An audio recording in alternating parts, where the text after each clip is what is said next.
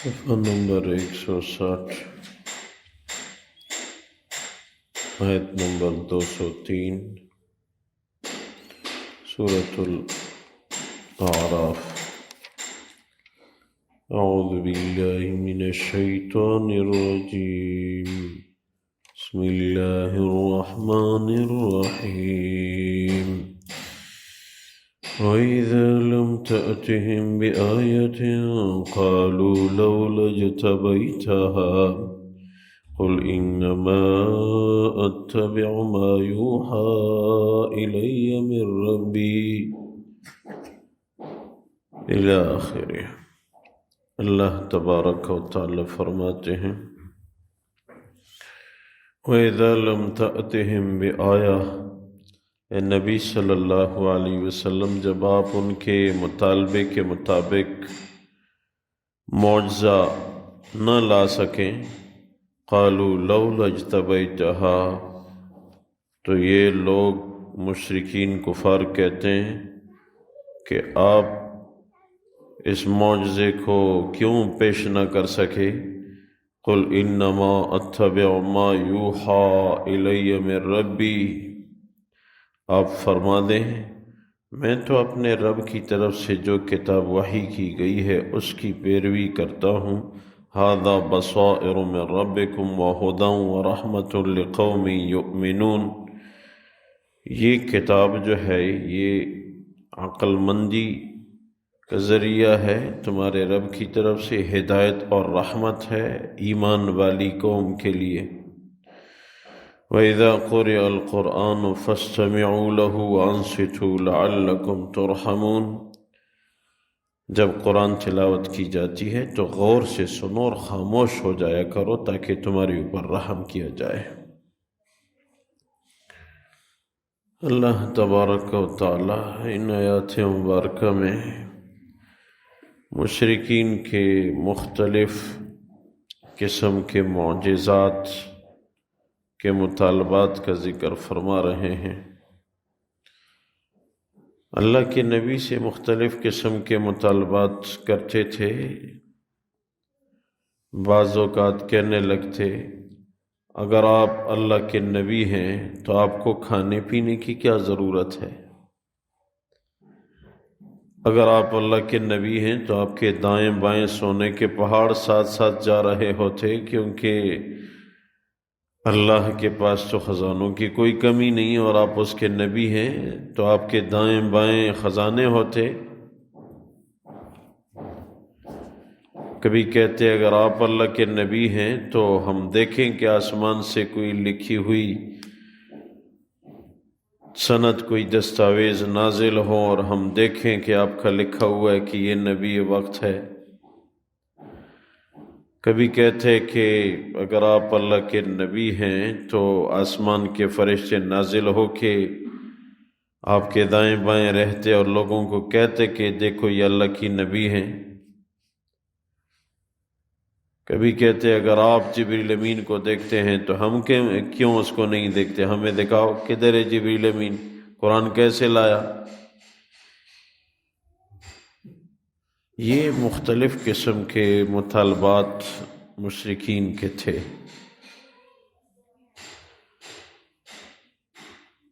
تو حضور اقدس صلی اللہ علیہ وسلم کو اللہ تبارک و تعالی فرماتے ہیں کہ بس آپ ان کو ارشاد فرما دیں کہ میں تو اللہ کی کتاب کی پیروی کر رہا ہوں جو سمجھ بوجھ کا ذریعہ ہے، ہدایت اور اللہ کی رحمت ہے، یہ میرے رب کی طرف سے ہے۔ وہ جب چاہیں تو معجزے کی توفیق مجھے دے، میں اپنی طرف سے تو معجزہ نہیں لا سکتا۔ اور ساتھ قرآن کریم کے متعلق حکم ارشاد فرما رہے ہیں کہ جب قرآن کریم تلاوت کی جاتی ہے تو اس کو غور سے سنو اور خاموش رہو تاکہ تمہاری اوپر رحم کیا جائے۔ اس آیت ہی کو دلیل بنا کے احناف کا مسلک کیا ہے؟ جب ہم نماز پڑھیں گے اور امام قرات کر رہا ہوگا تو اس وقت مقتدی کو خاموش رہنا چاہیے،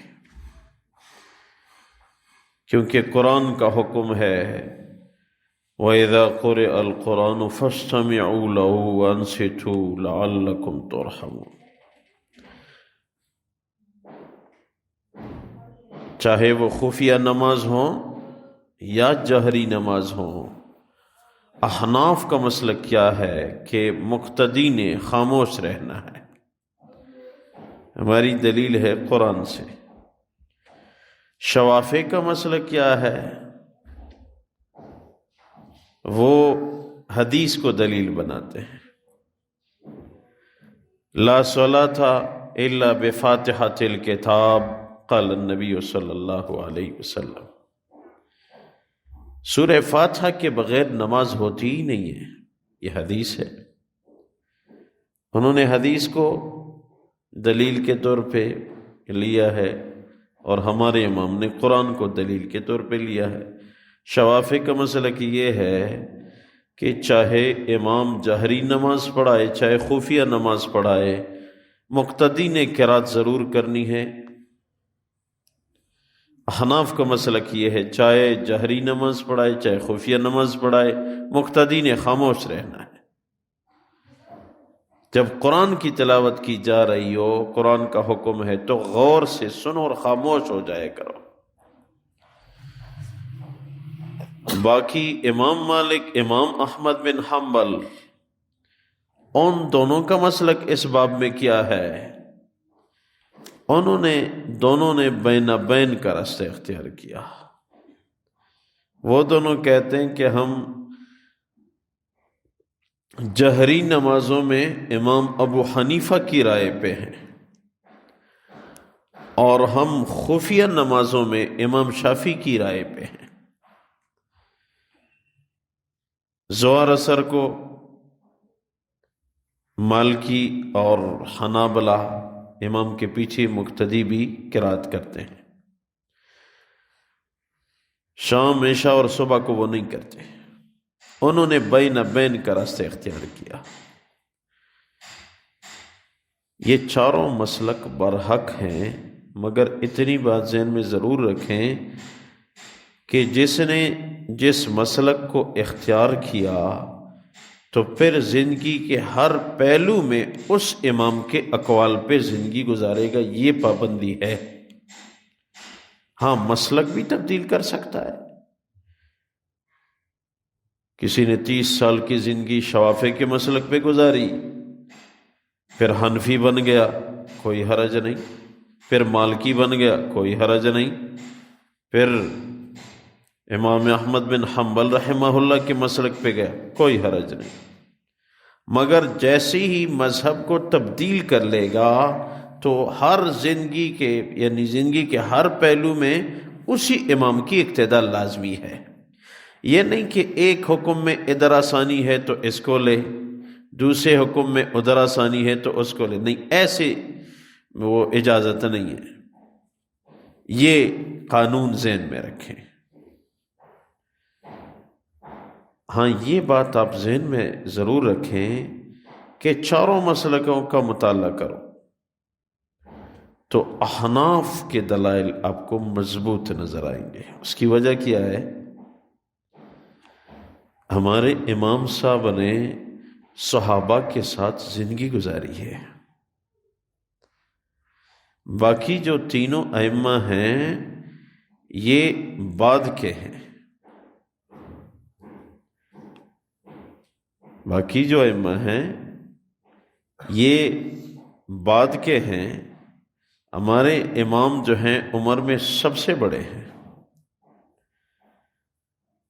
بلکہ امام شافعی رحمہ اللہ، جس کو عرب اکثر دلائل میں پیش کرتے ہیں، وہ تو جس دن ہمارے امام صاحب وفات پا گئے 150 ہجری کو، اسی دن امام شافعی رحمہ اللہ پیدا ہوئے تھے۔ یہ تو ہمارے امام صاحب کے شاگردوں کے بھی بعد میں آ رہے ہیں۔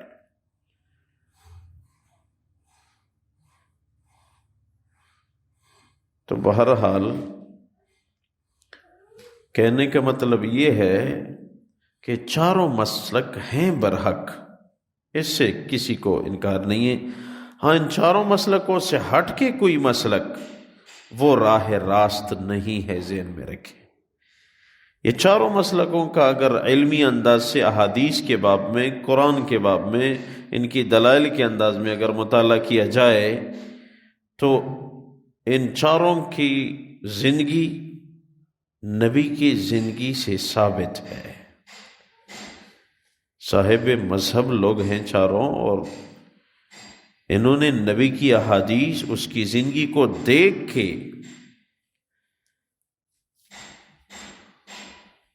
ایک دن ایک عام آدمی تھا، ہمارے ایک استاد تھے، ان سے عرض کرنے لگا یہ چار مسلک کیوں ہیں، ایک ہونا چاہیے تھا۔ اس میں فائدہ کیا ہے کہ چار ہیں، عوام ہیں، کچھ بھی کہہ سکتے ہیں۔ ایک دن ایک آیا، ادھر ہی درس کی چھٹی ہو گئی، مجھے کہنے لگا کہ یہ شام کو 3 رکھتے ہیں اور زور کو 4 ہیں، یہ کیوں؟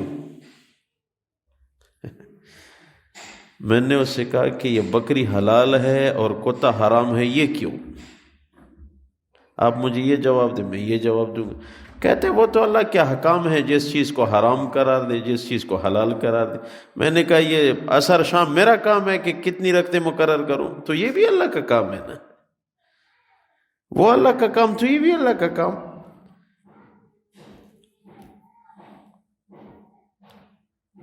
تو بہرحال تو وہ ایک عام آدمی تھا، اس نے ہمارے استاد سے یہ کہا کہ جی یہ مسلک 4 کیوں ہیں، تو ایک ہوتا۔ اس نے فرمایا یہ 4 اس لیے ہیں کہ نبی کی زندگی کا ہر پہلو ادا ہو، نبی کی زندگی کا ہر پہلو، جیسے اس نے نماز پڑھی، جیسے اس نے انداز اختیار کیا، وضو کے باب میں، غسل کے باب میں، کھانے پینے میں، دیگر احکامات میں، یہ چاروں مسلک احادیث سے ثابت ہیں، یاد رکھو۔ صرف بات فرق کیا ہے؟ اب دیکھیں، حنابلہ امین بالجہر پڑھتے ہیں، امام کہے گا ولا الضالین، وہ سب کہیں گے اونچی آواز سے آمین۔ مالکی بھی یہی ہیں، اور ہم خفیہ پڑھتے ہیں۔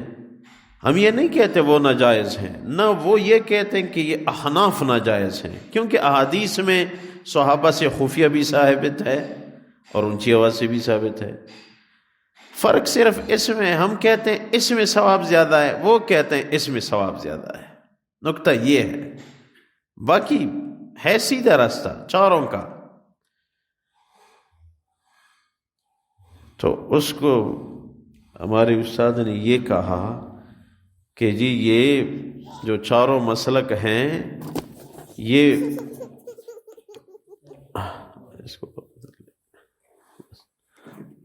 جو چاروں مسلک ہیں یہ بالکل برحق ہیں۔ وہ بھی کدھر ہے، اس کو لے جائیں۔ چاروں مسلک جو ہیں یہ برحق ہیں، جس کی بھی پیروی کی گئی وہ راہ راست پہ ہے۔ پھر ان کو یہ فرمایا کہ دیکھیں آپ عام آدمی ہیں تو میں آپ کو مثال سے سمجھا دیتا ہوں، اگر آپ عالم ہیں تو علمی انداز میں سمجھا۔ اس نے کہا نہیں میں عام آدمی ہوں۔ یہ اللہ تبارک و تعالیٰ نے 4 ائمہ کے ذریعے نبی کی زندگی کو دنیا میں پھیلانا ہے۔ پھر کہا کہ عام آدمی آپ ہیں تو میں مثال سمجھا دیتا ہوں۔ انہوں نے اس سے کہا کہ دیکھو گائے کے 4 تن ہیں، گائے کی جو کھیری ہے جس میں دودھ ہے، اس سے پانی 4 تنوں کے، وہ دودھ جو ہے 4 تنوں کے ذریعے آ رہا ہے۔ جس کو بھی منہ لگاؤ گے تو دودھ ہی ملے گا، لیکن یہ یاد رکھو کہ اگر اس سے تھوڑا سا آگے پیچھے ہوگے تو منہ میں پیشاب کے آنے کا بھی خطرہ ہے۔ 4 تن ہیں، 5واں تن کوئی نہیں. اگر آپ پیچھے ہو گئے کہ 5واں کہیں مل جائے گا تو نہیں، 5ویں پھر پیشاب آنے کا خطرہ ہے. اور چاروں مسلک جو ہیں یہی مثال ہے. اس سے اللہ ہدایت دے رہے ہیں. اس سے آگے پیچھے اگر آپ ہو گئے کوئی اور راستہ ڈھونڈو گے اس میں، تو وہ پھر ناکامی کا راستہ ہوگا.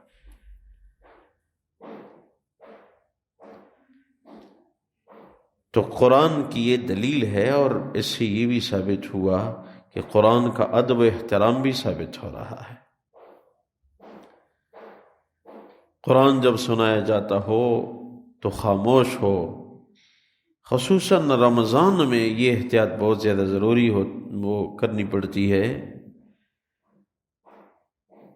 یوسف لدھیانوی رحمہ اللہ تعالی علیہ نے آپ کے مسائل کے اندر لکھا ہے کہ جب قرآن کی تلاوت کی جاتی ہے رمضان المبارک میں، تراویح میں، تو پیچھے جو لوگ بیٹھے ہوئے ہیں نماز کی نیت کیے بغیر، یا بعض اوقات رکوع کے انتظار میں ایسے جوان وہ سست ہوتے ہیں، فرمایا یہ قرآن کی بے ادبی میں آتا ہے. اور پیچھے پھر جو باتیں کریں ان کی ہدایت کے متعلق خطرہ ہے. کیونکہ اللہ کا کلام دیکھو، جب ہم نماز میں ہیں، احناف کا مسئلہ کیا ہے، نماز میں امام قرآن پڑھ رہا ہے، دیکھو قرآن ہمیں سنائی بھی نہیں دے رہا ظہر اثر کو، وہ پڑھ رہا ہے، ہمیں کیا حکم ہے؟ خاموش، قرآن بھی نہ پڑھو. کیونکہ ایک امام منتخب ہو گیا ہے، وہ پڑھے گا.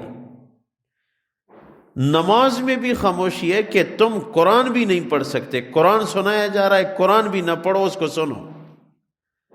اور پھر جب ہم دنیاوی باتیں کریں، نماز سے بھی ہم باہر ہیں، تو ہم کیا سوچ سکتے ہیں کہ یہ کون سی، وہ کس زمرے میں یہ بات آئے گی. اس لیے ادب جو ہے یہ بہت زیادہ ضروری ہے.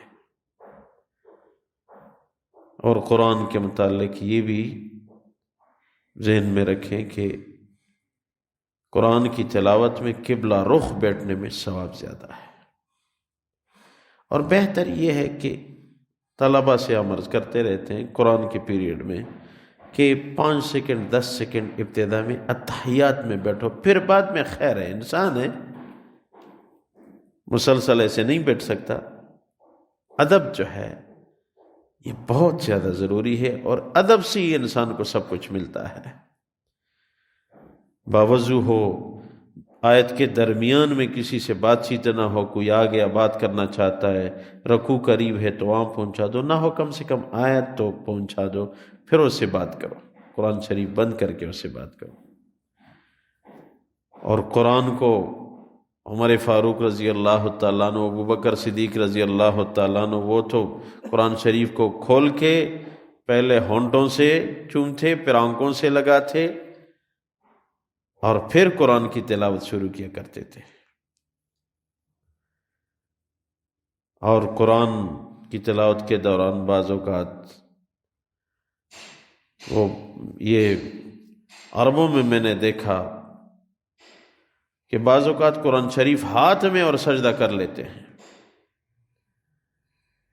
یہ بے ادبی میں آتا ہے، یہ ادب نہیں ہے. اور بعض اوقات میں نے ایسے بھی دیکھا، ایسے صف پہ نیچے رکھ کے بیٹھے بیٹھے سجدہ کر لیا اور پھر اٹھا. یہ بے ادبی میں آتا ہے. اور بعض اوقات ایسے وہ ٹیک لگا کے کعبے کے سامنے، کعبے کی طرف وہ پاؤں لمبے کر کے تلاوت کر رہے ہیں. بھائی یہ تو ٹھیک ہے، ہم مانتے ہیں کہ تم اہل زبان ہو، عربی بولنے والے ہو، تم مکہ مکرمہ کے رہنے والے ہو، لیکن وہ قانون کے باب میں عجم اور عرب سب برابر ہیں، ادب سب پہ لازم. یہ نہیں کہ عربی کے لیے معاف ہے اور عجمی کے لیے یہ نہیں ہے. ادب ضروری ہے، اور تم وہاں رہتے ہو، تمہاری اوپر زیادہ ضروری ہے. ہم تو دور ہیں، کوہاٹ تو 3384 کلومیٹر فضائی فاصلے پہ واقع ہے کعبے سے،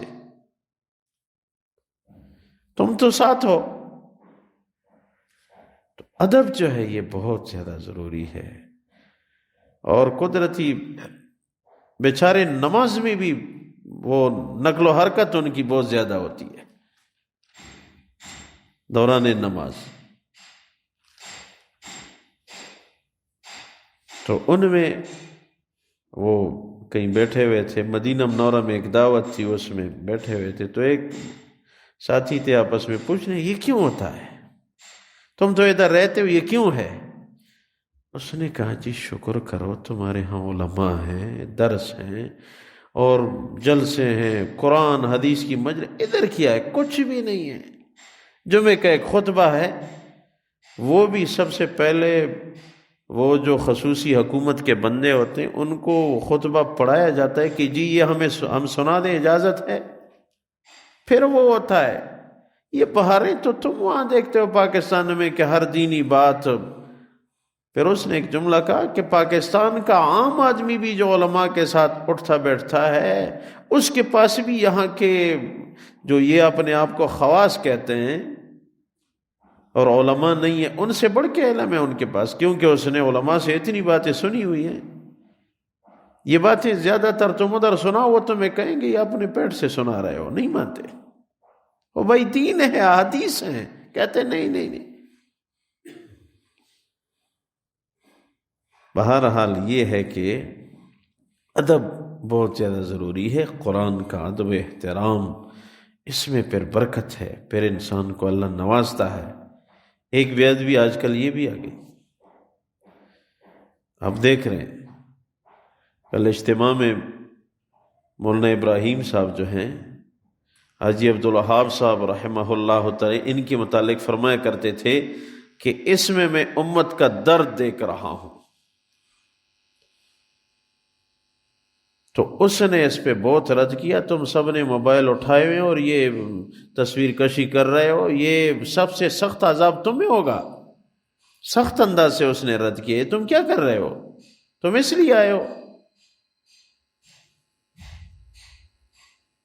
تو ایک بے ادبی آج کل یہ بھی آ گئی کہ قرآن کے ہوتے ہوئے اچھا جی لوگ وہ قرآن کو موبائل میں رکھ رہے ہیں، واش روم میں بھی جا رہا ہے اور آ رہا ہے، قضاء حاجت بھی کر رہا ہے، جیب میں ساتھ وہ قرآن بھی ہے اور موبائل کے اندر ہے. یہ بھی بے ادبی میں آ رہا ہے. یہ ان لوگوں کو ہم اجازت دے رہے ہیں جہاں قرآن کی اجازت نہیں ہے. ایسے ممالک بعض ہیں، بعض علاقوں میں، جیسے چائنا میں کچھ عرصہ قرآن کی اجازت نہیں تھی، ابھی بھی بعض علاقوں میں کہا جاتا ہے. تو ان کو تو چلو مجبوری ہے. اب جب یہاں قرآن ہے اور یہاں تو ہم مفت قرآن شریف لوگوں کو دے رہے ہیں، یہاں کے ہوتے ہوئے ایسے نہیں کرنا چاہیے. بے ادبی میں آتا ہے جی یہ قرآن ہے، اس کا ادب. بے ادبی سے امت محروم ہو جاتی ہے. اللہ تبارک و تعالی فرماتے ہیں وَإِذَا لَمْ تَأْتِهِمْ بِآيَةٍ قَالُوا لَوْلَا اجْتَبَيْتَهَا. جب آپ ان کے مطالبات معجزات کے انداز میں نہ لائیں تو پھر یہ کہتے ہیں آپ نے کیوں اس کو پیش نہیں کیا. قُلْ إِنَّمَا أَتَّبِعُ مَا يُوحَىٰ إِلَيَّ مِن رَبِّي. آپ فرما دیجئے کہ میں تو اپنے رب کی وحی کردہ کتاب کا اتباع کر رہا ہوں. هَذَا بَصَائِرُ مِن رَبِّكُمْ وَهُدًى وَرَحْمَةٌ لِقَوْمٍ يُؤْمِنُونَ. یہ کتاب عقل مندی کے ذریعہ ہے، تمہارے رب کی طرف سے ہدایت اور رحمت ہے اس قوم کے لیے جو ایمان والی قوم ہو. وَإِذَا قُرِئَ الْقُرْآنُ فَاسْتَمِعُوا لَهُ وَأَنصِتُوا لَعَلَّكُمْ تُرْحَمُونَ.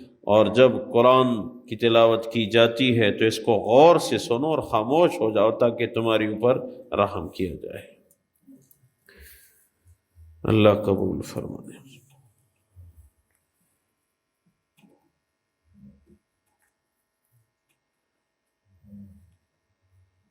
سبحان ربک رب العزة عما یصفون وسلام علی المرسلین والحمد للہ رب العالمین. برحمتک برحمتک برحمتک.